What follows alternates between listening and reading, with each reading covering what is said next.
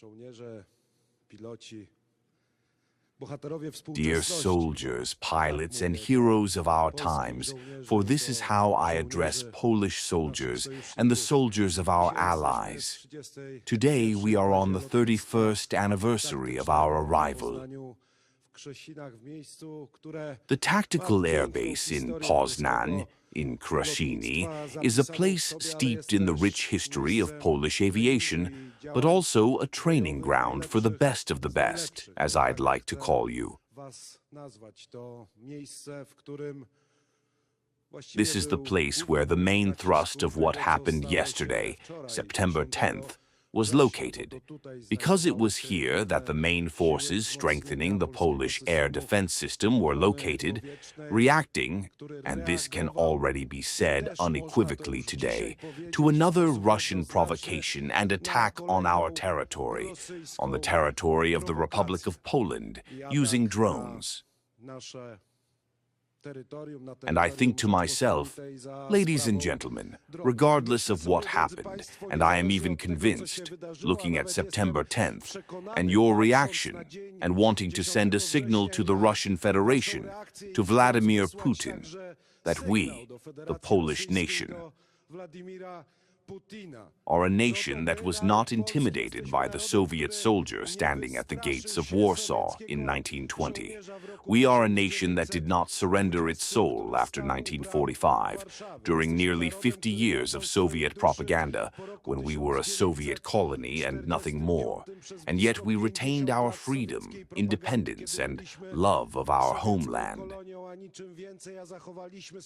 And thanks to the excellent Polish pilots and those of our allies, Poland, a member of the North Atlantic Alliance, a Poland that spends nearly 5% of its GDP on its armed forces, will not be intimidated by Russian drones, because we have excellent pilots, excellent soldiers, and the commander-in-chief of the armed forces knows where we come from, who we are, and what we are ready for. This Russian provocation, as the generals and our soldiers are well aware, was nothing more than an attempt to test our capabilities. The ability of politicians, the President of Poland, and the Prime Minister of Poland to respond to what is happening today, to what is happening in the present. It was an attempt and a provocation to test the mechanisms of action within the North Atlantic Alliance and our readiness to respond.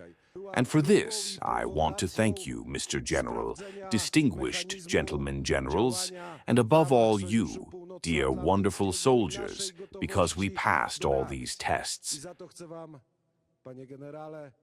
A political test and a test of partnership within the North Atlantic Alliance, as you've been carrying out your diplomatic tasks since last night, and above all, a military test of your readiness to respond to the Russian provocation.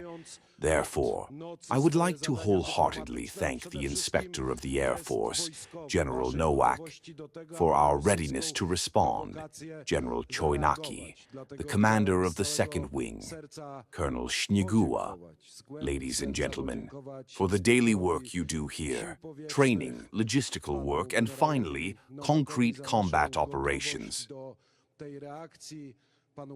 I also wanted to thank the operational commander, General Maciej Klisz, ladies and gentlemen, with whom we have been collaborating and in constant contact since the early hours of the night.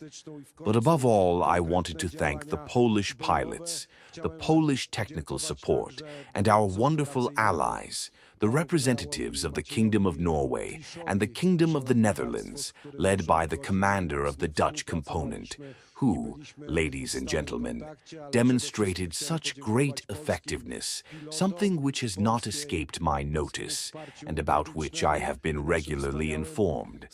I feel profound pride, ladies and gentlemen, in being the commander of the Polish armed forces, and in being able to say here in Krasini that the Polish Air Force is ready to respond to provocations.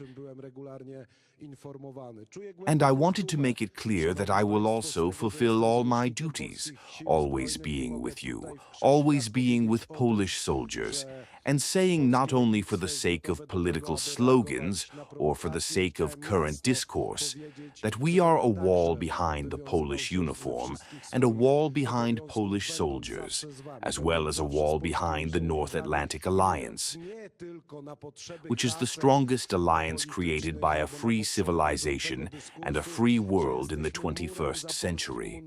All of this means that we are stronger than we were at the beginning of the 20th century. We are ready to respond. But this also means everything.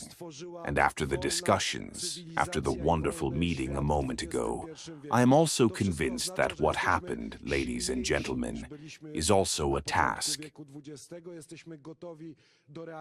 A task no longer for the Polish soldier, not for Polish commanders directly, but also a task, above all, for the Polish political class. This success of September 10th and your ability to react, to fight, should awaken in us, in those responsible for Poland's future, in me as the President of Poland, in the Prime Minister, in the Polish government, in all of us, a sense of profound responsibility, so that with each year, with each month, with each day, we may become even better prepared for what may happen in the future.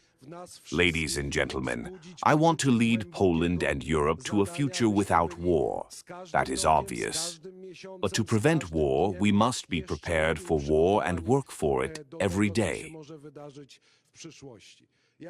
And we, politicians, must perform our duties as well as you, the pilots and soldiers of the Polish army, and be ready to serve the security of the Republic of Poland. I came here to Krzyżewski to thank you from the bottom of my heart, and to say that the President of the Republic of Poland is and will be with the Polish soldier. He is proud of you.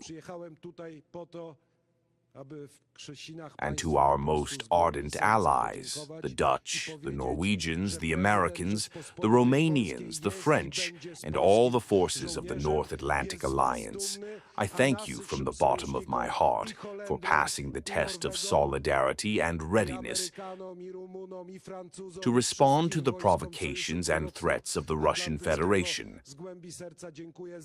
Long live Poland, long live the Polish soldier. Long live the strength of the North Atlantic Alliance. Thank you.